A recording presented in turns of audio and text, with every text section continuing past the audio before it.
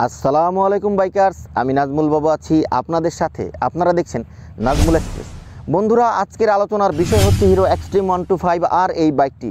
বন্ধুরা, এই বাইকটি আমরা এর আগের ভিডিওতে বলেছি কারা ক্রয় করবেন বা এটি ভ্যালু ফর মানি হবে কিনা।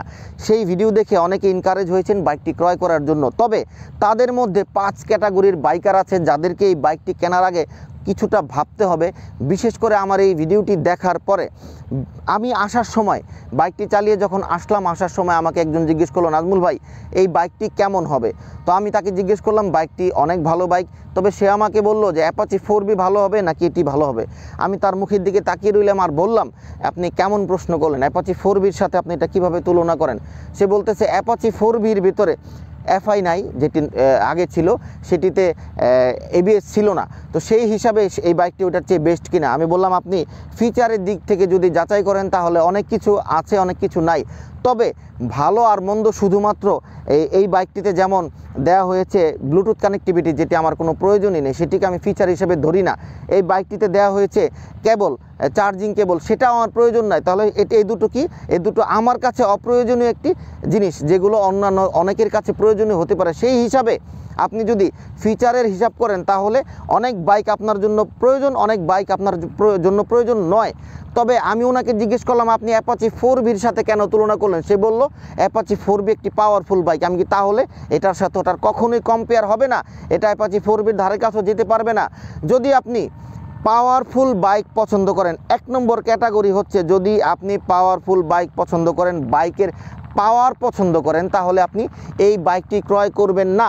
150-160 সিসির অন্যান্য বাইক ক্রয় করতে পারেন কিছু টাকা অ্যাড করে, কারণ 125 সিসির বাইকের মধ্যে এই বাইকটিতে অনেক কিছু দেয়া হয়েছে, যথেষ্ট পাওয়ারফুল বাইক।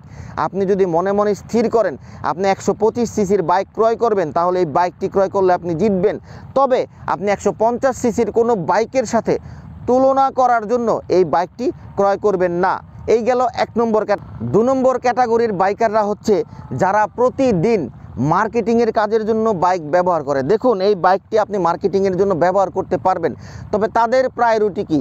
তাদের প্রধান প্রায়োরিটি হচ্ছে বাইকের কমফোর্ট। এই বাইকটি যথেষ্ট কমফোর্টেবল 10-20-50 কিলোমিটার চালানোর জন্য বা 2-1 ঘন্টা 3 ঘন্টা চালানোর জন্য। কিন্তু দেখুন, যারা মার্কেটিং করে তারা কিন্তু সকালে নাস্তা করে বাইক নিয়ে বের হয়, দুপুরে বাইক থেকে নেমে নাস্তা করে এবং রাত্রে সন্ধ্যার দিকে বাসায় আসে।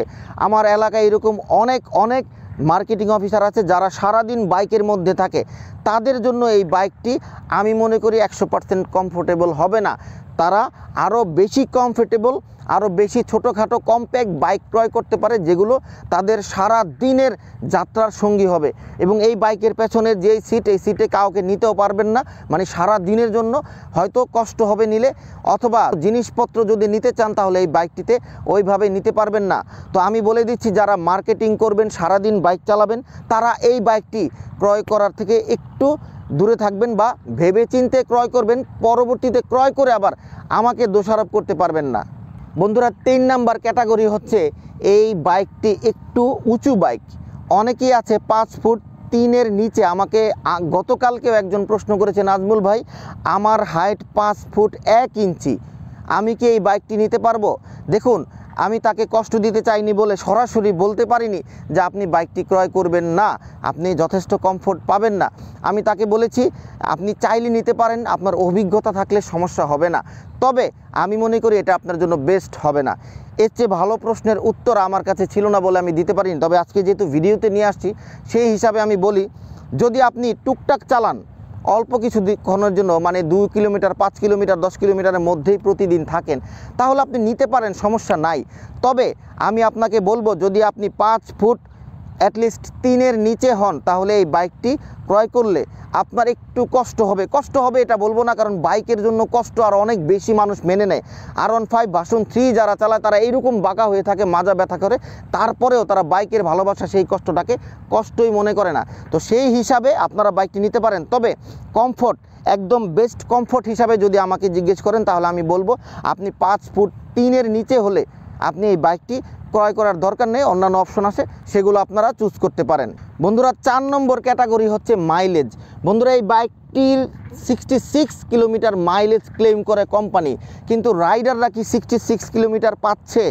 বিষয় হচ্ছে যারা সারা দিন বাইক চালায় এবং বাইকের মাইলেজটাকে গুরুত্ব দেয় এবং সেটি তাদের পকেটের উপরে অনেকটাই ইফেক্ট করে, সেই ব্যক্তিরা এই বাইকটি কেনা থেকে দূরে থাকবেন। দেখুন, আপনি হতে পারে এই বাইকটি ক্রয় করলে আপনার রাইডিং স্টাইল বা রাস্তার জন্য 50 কিলোমিটার 55 কিলোমিটার পেতে পারেন।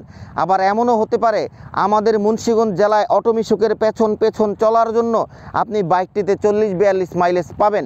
125 সিসির বাইক কিন্তু মানুষ ক্রয় করে একটু এই ইকোনমিক্যাল একটু কমফোর্ট বা সাপোর্টের জন্য, সেটা কিন্তু মাইলেজের উপর অনেকটাই নির্ভর করে। সেই হিসাবে আমি পাচ্ছি 41, 42, 43, এর বেশি পাচ্ছি না। সর্বোচ্চ মনে হয় 47 পেয়েছিলাম একটানা রোডে চালিয়ে। এখন হতে পারে এই বাইকটিতে আমি 50-এর উপরে মাইলেজ পাবো কিছুদিন পরে, সেটাও কিন্তু অনেকের কাছে বেস্ট মাইলেজ মনে হবে না। 125 সিসির অনেক বাইক আছে যেগুলো আপনাকে 55-60 কিলোমিটার মাইলেজ দেবে অনায়াসে, যে কোনো রোডে, যে কোনো কন্ডিশনে। এই বাইকটির ইউজাররা এই বাইকটির গ্রুপে এক্সট্রিম 125R গ্রুপে বলছে কেউ 41, কেউ 38, কেউ 40, কেউ 42, কেউ 45 পাচ্ছে, আবার কেউ পাচ্ছে 50, 55 বা 60। তো সেই হিসাবে এই বাইকটির মাইলেজ নিয়ে একটা লটারির মতো চলছে। সেই হিসাবে আপনারা একটু ভেবেচিন্তে এই বাইকটি ক্রয় করবেন যারা মাইলেজকে প্রায়োরিটি দিচ্ছেন। আরও একটি গুরুত্বপূর্ণ পয়েন্ট আছে, তা হলো এই বাইকটির সাউন্ড।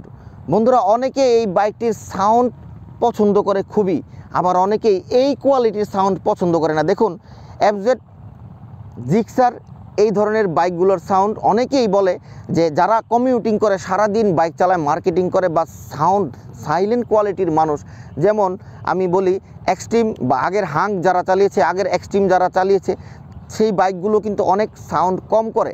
এদিকে এসপি শাইন সাউন্ড অনেকটাই কম করে। এই মেট্রো বা এই কোয়ালিটির বাইকগুলো আছে 125 সিসির, যেগুলো লো সেগমেন্টের, এই বাইকগুলো সাউন্ড খুবই কম এবং সেগুলো সাউন্ড অনেক মিষ্টি সাউন্ড, এই স্প্লেন্ডারের মতো সাউন্ড। বাট এটা একটা স্পোর্টসি সাউন্ড, একটু বেসি সাউন্ড, যেটা অনেকেরই পছন্দ। পালসারের মতো পালসারের সাউন্ড অনেকেরই পছন্দ, আবার সেই পালসারের সাউন্ডও নাকি অনেকের পছন্দ না। তো আমি বলি এই বাইকটির সাউন্ড আমার কাছে ভালো লাগে। আমি যেহেতু এই ক্যাটাগরির বাইক অনেকগুলো চালিয়েছি, কিন্তু অনেকেই আছে যাদের এই বাইকের সাউন্ড ভালো লাগবে না। আমি একদম ক্লিয়ার বলে দিচ্ছি, এই বাইকটির সাউন্ড যথেষ্ট ভালো, বেশি। তবে 125 সিসির ক্যাটাগরির বাইক যারা চালায় তাদের মাইন্ড সম্পর্কে আমার কিছুটা ধারণা আছে। আমি এমন কয়েকজনের সাথে আলাপ করেছি, তারা বলেছে নাজমুল ভাই এই বাইকটার সাউন্ড একটু বেশি মনে হয়, মানে একটু বেশি সাউন্ড, স্পোর্টস ক্যাটাগরির, এমন ব্রুম ব্রুম একটা এগ্রেসিভ ভাব, যে এগ্রেসিভ ভাবটা তারা পছন্দ করে না। তারা মনে করে চুপে চাপে যাব, চুপে চাপে আসবো, একদম সাইলেন্ট কোয়ালিটির মানুষ। এবং তারা বিশেষ করে ডাক্তার, দেখা গেছে ম্যানেজার, ব্যাংকে কর্মকর্তা বা বিভিন্ন প্রতিষ্ঠানে যারা কর্মকর্তা কর্মচারী আছে, তারা নিজেরা বাইক পছন্দ করে, তবে সেই বাইকটা এগ্রেসিভ তারা পছন্দ করে না, ভদ্র কোয়ালিটির, জেন্টাল কোয়ালিটির পছন্দ করে। এটা তাদের ব্যক্তিত্ব এবং তাদের কোয়ালিটি হিসাব করলে এই বাইকটি তাদের জন্য ভালো হবে না। বন্ধুরা আমি আমার ভিডিওটি শর্ট করে বললাম এবং এই 5 ক্যাটাগরির মানুষকে বলবো বাইকটি কেনার আগে আমার ভিডিওটি অবশ্যই দেখে নেবেন। এই বাইকটি সম্পর্কে যদি আপনাদের আরও কোনো প্রশ্ন থাকে আমাকে করবেন, আমি আপনাদের সকল প্রশ্নের উত্তর দেওয়ার চেষ্টা করব। আজকের জন্য বিদায় নিচ্ছি, ভালো থাকবেন, সুস্থ থাকবেন, খোদা হাফেজ বন্ধুরা, খোদা হাফেজ।